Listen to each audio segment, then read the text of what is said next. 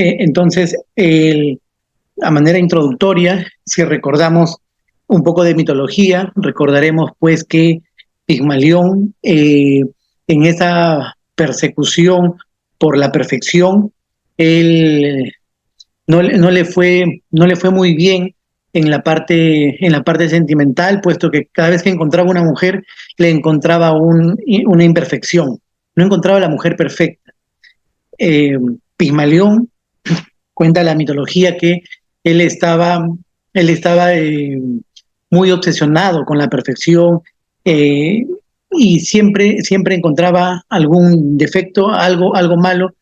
Sin embargo, una vez le, le regalaron una gran piedra, una gran roca, un gran trozo de mármol, y él pudo ver lo que el resto no vio. Él pudo ver en ese momento, dentro de, dentro de esta roca, él pudo ver la perfección.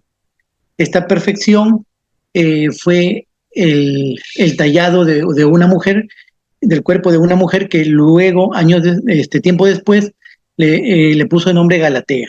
Entonces, la mitología nos cuenta que Pigmalión pudo ver donde el resto no vio una oportunidad y se enamoró de Galatea. Eh, fue mucho, cuenta la historia que era tanto su obsesión, su admiración hacia la perfección que había tallado, que a veces a esta estatua la llevaba, la ponía en su cama, dormía junto con él, la acariciaba, la tocaba. Es así que, que Afrodita se apiada de él, por usar un término, y ve su amor genuino y le concede lo que él tanto anhelaba, que es la realización de esto irreal, y le concede vida a Galatea. Entonces, ¿qué tiene que ver esto con el tema de hoy? Tiene que ver esto por varias aristas: la persistencia para lograr la perfección, esta concesión de la perfección puede ser relativa, depende de quién la vea, cómo la vea. Sin embargo, vamos a ver más aristas que tienen en común. Pasamos a la siguiente, por favor.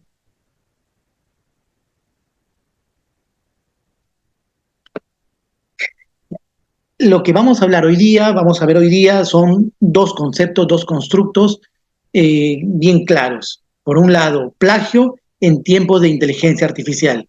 Entonces, plagio, históricamente se entiende, pues todos los que estamos aquí lo sabemos, como que atribuirse una idea, un dibujo, un gráfico, atribuirse algo que uno sabe que no es de uno, atribuirse como si lo fuera, no reconociendo los derechos, no reconociendo la autoría del responsable de ello. Eso históricamente es el concepto que se maneja, palabras más, palabras menos, como plagio. Inteligencia artificial, en la siguiente diapositiva voy a dar unas ideas, pero podría ya introducir una primera idea: que la inteligencia artificial, o en el caso de la inteligencia artificial, las herramientas, los instrumentos que están vinculados a estos grandes modelos, y específicamente lingüísticos, aunque también hay gráficos, no constituirían un plagio en el sentido tradicional. En el sentido tradicional, y claro, si aquí reflexionamos, nos podemos dar cuenta de que podríamos ser un poco injustos de algo, un concepto nuevo, una herramienta nueva, un instrumento nuevo, como es la inteligencia artificial, poder valorarlo solamente con una definición que ya tiene varios años, varias décadas usándola, como es el plagio. ¿Por qué, si nos ceñimos estrictamente en el sentido tradicional de plagio, la inteligencia artificial, y ahí voy adelantando una idea, por qué en el sentido tradicional no cometería plagio? ¿Por qué? Porque sabemos de que la inteligencia artificial puede generar textos, de manera original, que cometen errores. Estos pueden ser ciertos, pueden ser falsos, pero generan contenido original. De allí que hay un componente que debe ponderarse, que es la responsabilidad. En la siguiente diapositiva vamos Sí, en la siguiente diapositiva, allí vamos a uno más, por favor. Si comparamos las dos inteligencias, un clic más, entonces, ahí está bien. Si comparamos a las dos inteligencias, a la humana y a la inteligencia artificial por la rapidez, entonces la inteligencia artificial concluiríamos simplemente de que es superior a la rapidez. Siguiente, si comparamos otra característica de que aquella inteligencia que gestiona lo inesperado, la inteligencia humana va a gestionar mejor que la inteligencia artificial. Y aquí alguien podría decir que es cuestión de tiempo, que va a mejorar. Podría ser. Por eso lo pongo en interrogante, porque hay de los dos extremos. Alguien que diría que no gestiona nada inesperado, y el que dice eso tiene en parte razón, porque la inteligencia artificial se basa de manera general en patrones, en algoritmos. Entonces, algo inesperado, un nuevo orden, un nuevo patrón que no lo tenía, para la inteligencia artificial va a ser desafiante y le puede llevar a cometer errores. Por eso que los que dicen que no gestiona nada inesperado tienen razón, y los que podrían decir que sí gestiona las circunstancias inesperadas también tienen algo de razón. El otro punto, un clic más por favor, el otro punto, si valoramos complejidad, la inteligencia humana todavía es superior a la inteligencia artificial. En el siguiente la siguiente característica, por favor, es la creatividad. La inteligencia artificial puede tener un componente de creatividad, sí, sí puede tenerlo. Esto algunos pueden estar en contra, creo que la tiene en desarrollo. La siguiente característica sería conciencia. En conciencia, el ser humano tiene la inteligencia humana, perdón, tiene mayor conciencia que la inteligencia artificial, y con respecto a la inteligencia artificial es cuestionable. Así como en la gestión inesperada hay gente que opina que sí, que opina que no, por eso es que lo catalogo como incierta en el momento, que puede que sí como puede que no. La siguiente es la compasión. La inteligencia humana es compasiva, o tiene la característica de serlo, o puede serlo si lo desea, y la inteligencia artificial no la tiene, es una programación. Si le programan que haga algo, no va a tener ninguna compasión, aunque algunos dicen que depende esto de muchas cosas, y las redes neuronales nos pueden generar algunos patrones, etcétera. Ahí también hay un área para discutirlo, si es que hubiera alguna pregunta por ahí. Entonces, con un golpe de vista de esta lámina, diríamos, ya se terminó la reunión, porque la inteligencia humana es claramente superior a la inteligencia artificial. Y ciertamente esta vista, este pantallazo, es un poco injusto. ¿Por qué? Un clic más, por favor. Porque estas características que tiene la inteligencia artificial, como rapidez, por ejemplo, aumenta drásticamente, la eficiencia. Otro clic más. Esta característica le puede hacer abaratar costos de manera muy, muy marcada. Uno más, puede aportar valor, y otra característica adicional, un clic más. La otra característica es que puede revolucionar muchos sectores, y yo diría que ya está revolucionando varios sectores. Entonces, la inteligencia artificial, por estos componentes, ciertamente requiere una valoración diferente, y sí creo, y es un adelanto de opinión, creo que es una herramienta que nació para quedarse. Pasemos a la siguiente. Entonces, por todo lo que acabamos de ver, vemos que en el mundo hay un reconocimiento de la importancia de la inteligencia artificial en el crecimiento económico. Pasemos ahí 3 clics, por favor. En el 2017 empezó Canadá en el mes de marzo, después le siguió Japón, y como ven, en el 2018 los países que se fueron viendo por los diferentes meses, en el 2019 fueron evolucionando. De esta lámina lo que debe quedar claro es que se reconoce en los diferentes países a la inteligencia artificial como el motor de crecimiento económico desde el 2007 a la actualidad. Es así, pasamos a la siguiente, que ya para el 2021, uno más por favor, en el 2021 la UNESCO, el brazo de educación, ciencia y cultura de la ONU, declara en su primer acuerdo mundial, declara, más que llevan al primer acuerdo mundial sobre ética en inteligencia artificial. Y hasta ahora en el gráfico anterior y en esto de aquí no aparecía Perú. ¿Por qué? Porque Perú recién hace unos meses en la ley 31814 se declara que se va a promover o se promueve el uso de inteligencia artificial a favor del desarrollo de la economía y el desarrollo social del país. Y pues la parte social está relacionado con la investigación. De hecho, uno de los primeros componentes para valorar la investigación es el componente social. Si una investigación no tiene un valor social, ahí se tendría que valorar si vale o no la pena de seguir revisando ese trabajo, probablemente no. Entonces, yo creo que al reconocer el Estado peruano que la inteligencia artificial, al legislar, perdón, al promover en favor del desarrollo social, se ha abierto la puerta o la ventana, pero se ha abierto algo, un acceso a que la inteligencia artificial con el componente social pueda usarse en investigación. Pasemos a la siguiente. Entonces, para entrar en el tema, es el plagio en el tiempo de inteligencia artificial. El plagio no solamente es de textos, también pueden ser de imágenes, pero en esta oportunidad vamos a hablar en lo que es más entendible, que son los textos. Y para los textos hay un término que es procesamiento del lenguaje natural. El lenguaje natural, el lenguaje humano, el machine learning, puede procesar este lenguaje natural, este lenguaje de diferentes formas y puede transformarlos. Entonces es así que el procesamiento del lenguaje natural es una herramienta que se le brinda a las computadoras para que éstas puedan interpretar, manipular, comprender el lenguaje humano. Siguiente, por favor.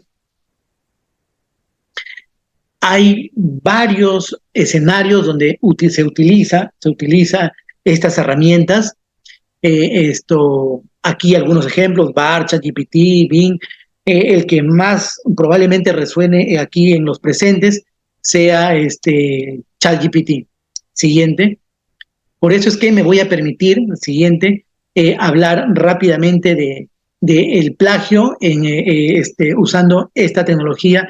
El principio va a ser el mismo, la lógica va a ser la misma. He cogido como ejemplo porque probablemente sea el que más personas han accedido a usar esta tecnología. Entonces, dicho ello, gracias. Entonces, la primera o la segunda reflexión que uno podría hacer aquí es que si es que existiera un software que me permita detectar coincidencias o me permita detectar arquitecturas o formas o constructos de cómo se redacta con la lógica de inteligencia artificial, me podría determinar la aproximación a plagio, ¿correcto? Entonces, si eso es así, quiere decir que software como Copylix me podría detectar si hay esta detección de potencial plagio. La siguiente, por favor. Entonces, aquí les presento uno de los software que probablemente sea el software que más ha desarrollado, más ha madurado la estrategia para detección de software, para detección de párrafos de textos que han sido construidos con lenguaje de inteligencia artificial. Aquí estamos viendo, esto es ChatGPT, aquí le puse un texto que me cree un artículo, ¿no?, sobre microeconomía. Y ChatGPT me dio esto. Pasamos a la siguiente, por favor. Esto me dio. Entonces, ese texto que me dio ChatGPT, la siguiente, agarré, lo copié y lo pegué en Copylix. Y acá este software, un clic más, por favor, me arrojó que 99.9% de probabilidad que este párrafo, que este texto, ha sido hecho por inteligencia artificial. Un clic más. Si no vi el numerito, aquí me alerta de todas maneras este software que este contenido ha detectado inteligencia artificial. Entonces, aquí podríamos estar viendo, entre comillas, la luz. Digo entre comillas la luz porque tendríamos aparentemente una herramienta que me permite detectar si es que alguien está usando inteligencia artificial. Sin embargo, también debo decirles que a los softwares que existen, ChatGPT, por ejemplo, uno puede pedirles ser más específicos, poder ponerles unos prompts, unas órdenes como la que están viendo allí.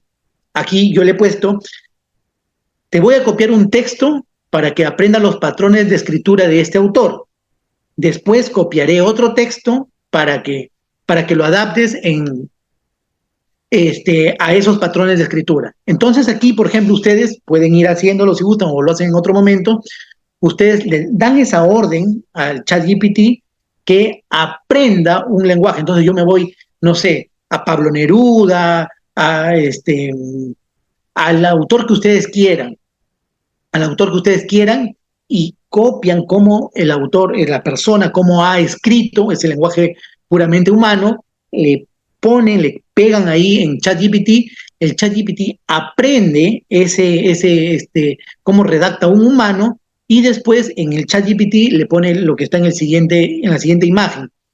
Este texto es para que haga la prueba, etcétera, y después le pongo adapta este texto.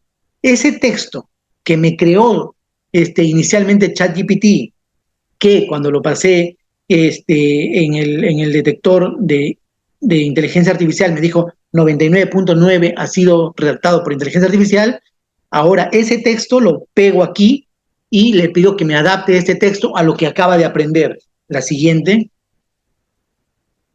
Entonces, me redacta o me frasea o parafrasea el texto que era por inteligencia artificial a un equipo de inteligencia artificial y vean, un clic más, miren, esta nueva dice, esto es un texto humano, un clic más y el porcentaje es casi 92% de probabilidad que ha sido redactado por un humano.